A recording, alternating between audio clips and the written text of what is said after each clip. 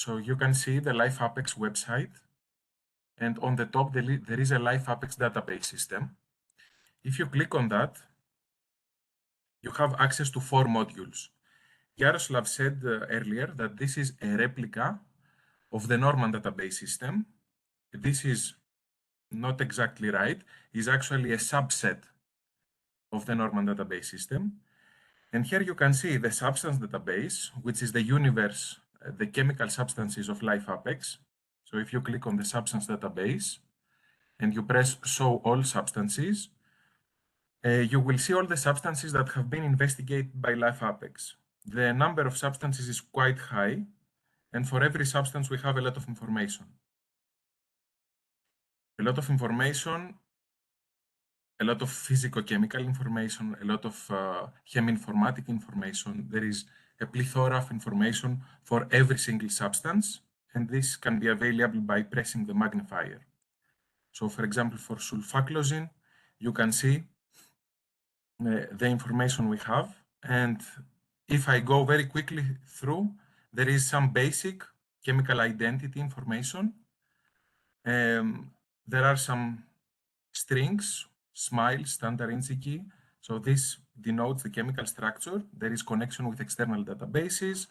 We have also some mass spectrometric information, like you see here, that gives us the accurate mass and the exact mass and the retention time in which we expect the substance to elute.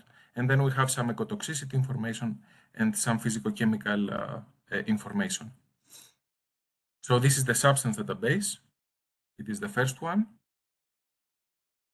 And then we have the LifeApex sample catalog, which is a sample catalog of biota stored in natural history museums and environmental specimen banks. I will not go through in this database because it is a simple but interactive table storing all the collections existing in NHMs and ESBs. But I will focus my attention more on the LifeApex chemical occurrence data. This is a database where we store the target screening data.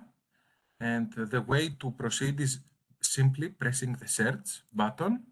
And then, so here we have biota samples, mainly from LifeApex, but we also have biota from 3 other important projects, Connect project, UBA HELCOM, and HELCOM PREEMT. And let's search for a single substance. For example, let's go for imidacloprid. Let's search only one substance, and let's let all the other filters as they are. So we don't apply any filters. We want to see imidacloprid in biota. And if we press the search button, then you can see the output. The output can be exported, of course, to CSV. And here you can see that for imidacloprid, in this specific case, we have 300 entries. As I said, this is a subset of the Norman chemical occurrence data. You can Google Norman network, go to the website, then there is a databases link, and then there is a chemical occurrence data. In the chemical occurrence data, it is very similar to the previous one. You can press search, choose imidacloprid.